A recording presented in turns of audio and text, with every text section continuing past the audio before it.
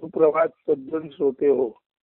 आत्मोपनिषद मधील दर्शन साक्षात्कार तत्वज्ञान पाद म्हणजे अध्याय या प्रकरणातील पान 210-211 वरती क्रमांक 4 चे जे काव्य आहे ते काव्य आपण पाहणार आहोत.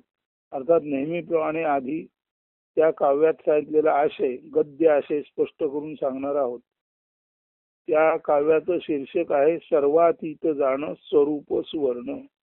आपलं जे स्वरूप आहे ते सर्वांच्या पलीकडचं आहे आणि स्वरूप हे सुवर्णासारखं हिरण्य गर्भासारखं लखलखीत आहे. म्हणजे आपलं जो स्वरूप आहे ते गर्भामध्ये ते म्हणजे आतील केंद्रामध्ये ते हिरण्य गर्भ म्हणजे सुवर्णासारखं ज्याचा गर्भ आहे म्हणजे आपलं स्वरूप त्याचा जो गर्भ आहे त्यातला अत्यंत आतील जो सोलीव असा आशय आहे तो सुवर्णासारखा लखलखीत आहे. म्हणून आत्म्यालाच हिरण्यगर्भ असं म्हणतात. तर आपला आत्मा किंवा हिरण्यगर्भ आहे आणि तो सर्वाच्या पलीकडे आहे. म्हणून हा जो आत्मा आहे तो सर्वातीत जाणं स्वरूप सुवर्ण. स्वरूप म्हणजे आत्मा. आपलं स्वरूप सर्वांच्या पलीकडचं आहे आणि आपलं स्वरूप स्वर्णकांतीचे लखलखीत स्वर्णकांतीचे आहे असा या शीर्षकाचा अर्थ आहे. आता यामध्ये 6 कडवी आहेत. तत्पूर्वी सर्व जो गद्य अर्थ आहे तो विस्ताराने सांगत आहे. तिकडे आपलं नीट ध्यान असू द्या म्हणजे पद्याचाही उलगडा आणायचे होईल. तर अर्थ असा आहे, ध्यान चिंतनात देह मन भाव लोपतो. ध्यान चिंतनात असताना देह आणि मन त्याचा भाव नष्ट होतो. अंतर्बाह्य केवळ एक भावरहित असणे तेवढेच उरते. आत बाहेर नुसतं केवळ असणं असं उरतं. भाव कोणताच नसतो, भाव अभाव नसतो. तर ध्यानचिंतनात असताना देह आणि मन यांचा भाव लोपतो आणि अंतर्बाह्य एक भावरहितता असते. हे केवळ असणे म्हणजे कैवल्य स्वरूप ते असतं. अशा या भावरहिततेतही मनाच्या सहज चिंतनशील शांत दक्षतेमुळे ही भावरहितता म्हणजे वास्तवात अवकाश स्वैर मुक्तांगण तरंगरहित संचाल सुलभ मोकळी पोकळी असल्याचे समजते. आता आपण भावरहित आहोत पण भावरहित असताना सुद्धा मन अत्यंत शांत दक्ष असल्यामुळे क्वाइट बट ऍक्टिव्ह माइंड अशी आपली अवस्था असल्यामुळे कोणताही भाव नसला तरी सुद्धा अवकाश म्हणजे मोकळीक स्वैर मुक्तांगण म्हणजे कुठेही फिरायला प्रतिबंध नाही. कुठेही फिरायला प्रतिबंध नाही असं मुक्तांगण स्वैर अवकाश कुठेही फिरायला मोकळीक तरंग रहित संचार सुलभ मोकळी पोकळी. म्हणजे जेव्हा आपण मनाचे अमन साधतो तेव्हा चिंतनशील शांत दक्षतेमुळे म्हणजे मन जेव्हा क्वाइट बट ऍक्टिव्ह असतो तेव्हा कोणत्याही तऱ्हेचा भाव नसतो. मन एखाद्या फुलपाखरासारखे पक्ष्यासारखे स्वैर फिरू शकते. सगळीकडे त्याला अवकाश म्हणजे मोकळी जागा मुक्तांगण आहे असं जाणवतं. कुठेही त्याचा सुलभ संचार होऊ शकतो. कुठल्याही कठीण पदार्थाच्या आरपार ते जाऊ शकते. अशी मनाची ज्याला आपण म्हणतो अंतर्भेदी कुठलाही स्तर भेदून जाणारी एक अति सूक्ष्म परमशांत परंतु त्याच वेळी मुक्तांगणात फिरावं अशी एक अत्यंत आनंदाची अवस्था यामध्ये निर्माण होते. मात्र असे असूनही मन केवळ शांत आणि दक्ष अजिबात न भटकता विचारचक्रात न गुरफटता केवळ असते मात्र खरे. म्हणजे हे सर्व अनायसे होत असताना सुद्धा मनामध्ये विचार कोणताही नसतो, भाव कोणताही नसतो. मन केवळ आणि केवळ ऍक्टिव्ह याचा अर्थ क्रियाशील. आता क्रियाशील म्हणजे काय, शरीराची जेवढी आपली गात्र आहेत त्या सर्व गात्रांना त्यांच्या क्रियेची योग्य ती समज असते. परंतु मन शांत असल्यामुळे इंद्रिय दक्ष असली तरी सुद्धा ज्याचं मन शांत त्याची इंद्रिय दक्ष असून सुद्धा मन जर शांत असेल तर शरीराची कोणतीच क्रिया उद्भवत नाही. म्हणून when our mind is quiet but active.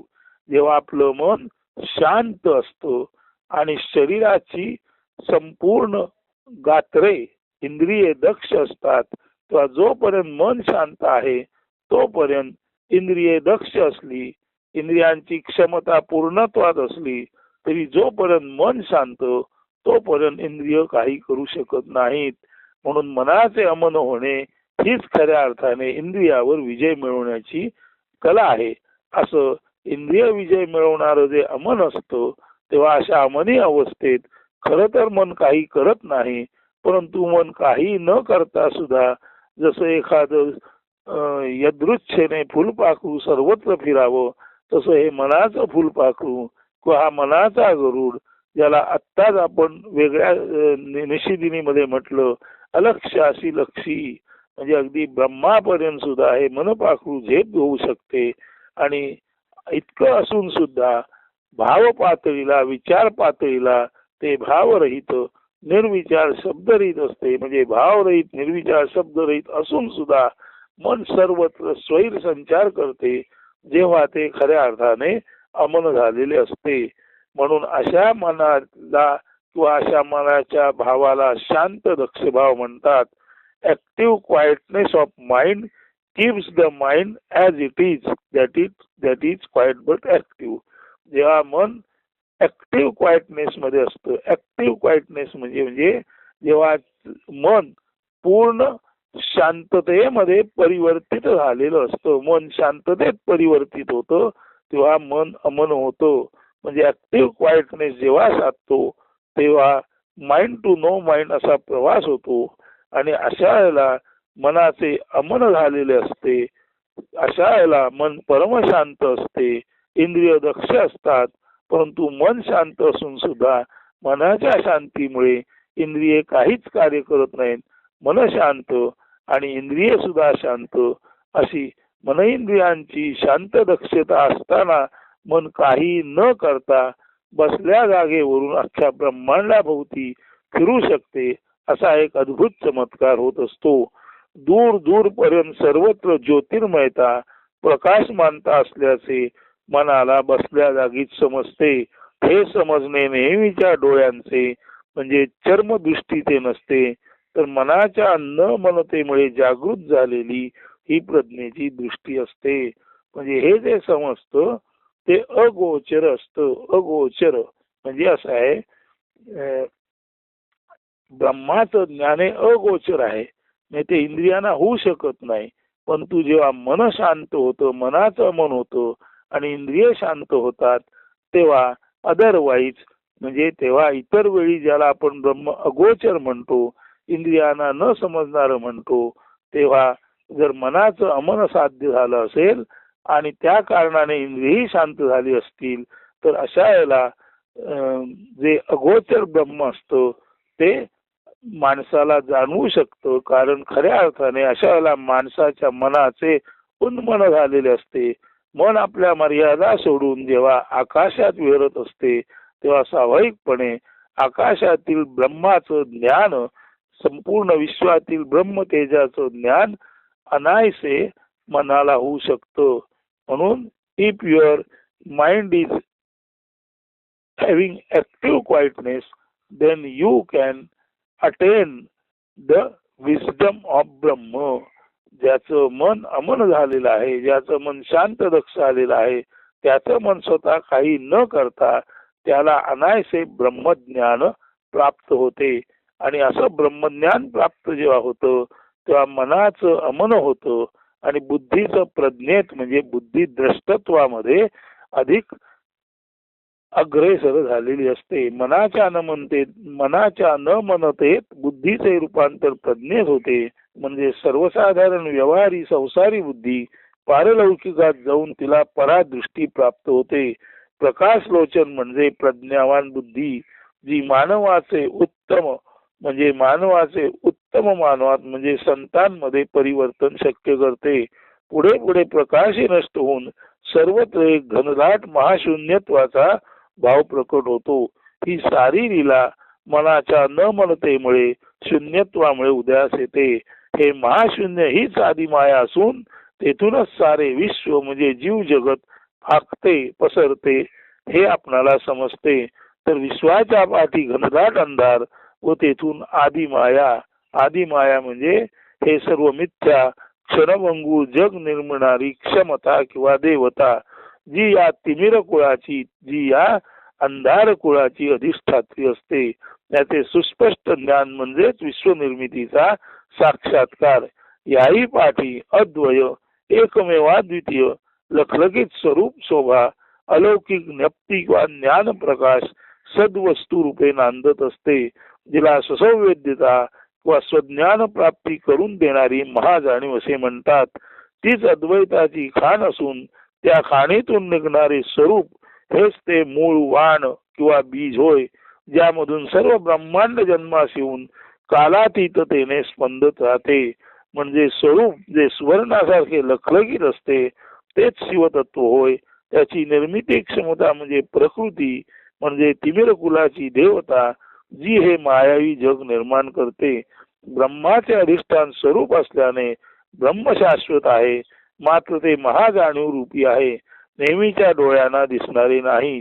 त्याची निर्मिती क्षमता म्हणजे ब्रह्म व त्याची निर्मिती क्षमता, शिव त्याची शक्ती क्रियाशील होऊन हे जग निर्माण करते. ते डोळ्याला दिसले तरी अशाश्वत विकारी बदलातले असल्याने ते मिथ्या किंवा भ्रामक असते. तत्वज्ञान म्हणून ब्रह्मसत्य जगत मिथ्या, मात्र हेही वेगळ्या अर्थाने खरे ठरते की ब्रह्म त्याची कार्यशक्ती व जग हे सर्वच ब्रह्मनिर्मित असल्याने सर्वम खलु इदं ब्रह्म अर्थात ब्रह्म सत्य आहे, तर त्याचे जगही सत्यच असणार. मग भले ते परिवर्तनात तात्पुरते का असेना. आता हा संपूर्ण अर्थ याच्या आधी वेगवेगळ्या प्रसंगात आपल्याला सांगितला गेला आहे. तर हे आता जे काव्य आहे 6 कडव्यांचं, ज्याचा हा एवढा विस्तृत अर्थ आहे, ते काव्य नीट ऐका. काव्य ऐकता ऐकता अर्थाचं पूर्वी सांगितलेलं जे स्पष्टीकरण आहे, काव्य आणि अर्थ स्पष्टीकरण यांच्या चिंतनात आपणाला याचा सहज उलगडा होईल. सर्वातीत जाणं स्वरूप सुवर्ण, येत नाही आता देह मन भाव, सबायंतरी दाटे केवळ निर्भाव, अवघे मोकळे पाही अवकाश, जरी चिंतनात राही सावकाश, येथुनी तेथुनी ज्योतिर्मय सारे, प्रकाश लोचनी प्रकाश पसरे, प्रकाश पाहता प्रकाश ही सरे, घनदाटंतरी महाशून्य उरे, शून्य हे सकळ निर्मितीचे मूळ, आदिमाया प्रकटे तिमिराचे कुळ, सर्वातीत जाण स्वरूप सुवर्ण, अद्वैताची खाण मूळ एक वाण, शून्य हे सकळ निर्मितीचे मूळ. कृष्णमूर्ती म्हणतात एव्हरीथिंग कम्स फ्रॉम नथिंग, किंवा उपनिषद सांगतो तमसो गुळ, म्हणजे सर्व काही निर्माण होण्यापूर्वी घनदाट अंधार तमसो गुळ होतं.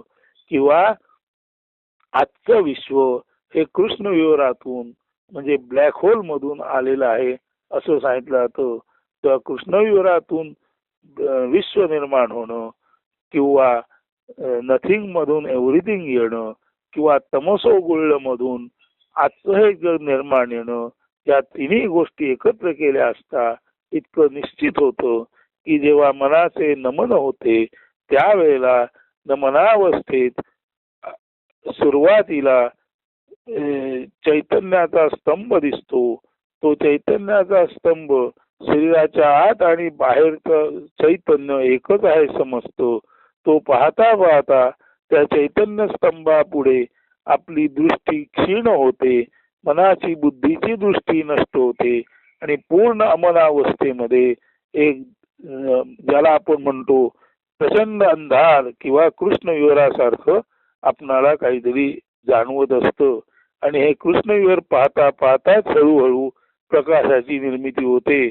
म्हणून मनाचे नमन झाले की प्रकाशाकडून कृष्णविवराकडे आणि कृष्णविवराकडून जगाच्या असण्याकडे असा हा जो आपला प्रवास होतो तो मनाच्या नमनामध्ये when our mind is quiet but active अशा अवस्थेमध्ये होत असतो. म्हणून मनाचे अमन किंवा मनाचे नमन होण्यामध्येच शून्यातून विश्व कसं निर्माण झालं आणि परत निर्माण झालेलं विश्व शून्यात कसं जातं हा संपूर्ण क्रमविकास क्रमसंकोचाचा भाग आपल्याला कळतो. आणि हेच ते विश्व उत्पत्तीचे रहस्य आपल्याला कळते का विश्व उत्पत्ती ही दुसरं तिसरं काही नसून आपल्याच मनाच्या अमनावस्थेत समजलेलं ते कोड आहे. अशा अर्थाने संपूर्ण विश्व हे मनोजातच आहे. म्हणजे मनाचं सामर्थ्य एवढं आहे की मन जे काही निर्माण करतं ते शाश्वत असतं आणि मन अमन झालं तर जे शाश्वत आहे ते ताबडतोब मन नाहीस सुद्धा करू शकतं. म्हणून मन जे करतं त्यांनी कोणी करू शकत नाही. मन सर्व निर्माण पण करतं आणि मन सर्व नाश पण करतं. म्हणून मन हाच करता आहे, हाच करविता आहे आणि मन हाच शिवशंकर म्हणून लय करता आहे. हे आपण इथून समजून घेतलं तर आपलं मूळ आत्मतत्व आहे ते आपणाला मनाचं नमन झाल्यानंतर ते आत्मतत्व आपणाला सर्वातीत जाणं स्वरूप स्वर्ण आपलं स्वरूप सर्वांच्या पलीकडे आहे आणि ते हिरण्यगर्भासारखे म्हणजे ज्याला आपण म्हणतो सहस्त्र कोटी सूर्यांच्या तेजासारखे लखलखीत आहे. मात्र तो त्याचं लखलखीत असणं पण हे स्वर्ण कांतीचं आहे, सुवर्णाच्या कांतीचं आहे. असं या संपूर्ण काव्याचं जे निरूपण आहे ते तुम्हाला निरूपण म्हणजे अर्थासहित काव्य स्पष्ट करून सांगितलेलं आहे. पुन्हा ते आपण आत्मोपनिषद मध्ये आहे ते वाचा. आत्ताच सांगितलं आहे 210-211 वरती हे काव्य आहे. अर्थासहित पुन्हा ते आपण वाचा. नव्हे आपणाला ते अर्थासहित महेंद्र सावंत पाठवतच असतात. परंतु वरच्यावर सांगितलं स्पष्ट केलं तर हळूहळू आपण बोधाप्रत जातो. म्हणून पुन्हा एकदा काही काळ थांबल्यानंतर ते वाचून सांगण्याचा उपक्रम सुरू केला आहे. तो आता अर्थातच पुढे चालू राहील. धन्यवाद. सुप्रभात. सुदिन.